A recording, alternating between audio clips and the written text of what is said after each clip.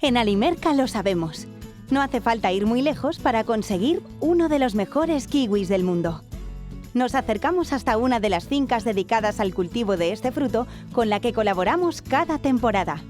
Nos encontramos en el Bajo Nalón, en la localidad de Pravia. En esta localidad es donde más plantaciones de kiwi hay unas 9 plantaciones aproximadamente. Y bueno, en esta que nos encontramos tenemos unas 6 hectáreas plantadas y recogemos unos 140.000 kilos. Esta zona destaca por tener una climatología perfecta para el cultivo del kiwi, obteniendo así un producto de inmejorable calidad.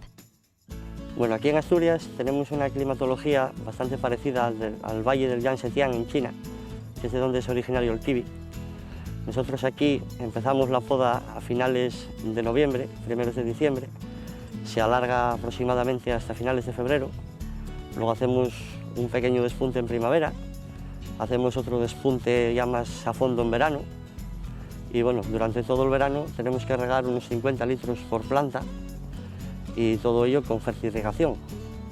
A primeros de noviembre se recoge la producción, como podéis ver el producto final coge un tamaño más o menos de un calibre grande y bueno, las 10 personas que lo recogen están más o menos un mes trabajando aquí y luego todo el producto se traspasa a las cámaras frigoríficas.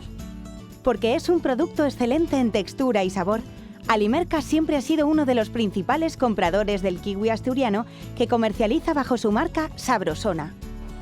Alimerca lleva comprando en la localidad de Pravia prácticamente desde sus inicios, hace unos 18 años, bueno pues kiwi, y precisamente en esta plantación en la que nos encontramos compra aproximadamente unas 70 toneladas, la mitad de la producción.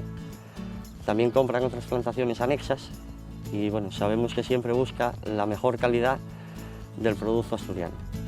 Este es nuestro compromiso con la calidad, con el campo asturiano y por supuesto, contigo.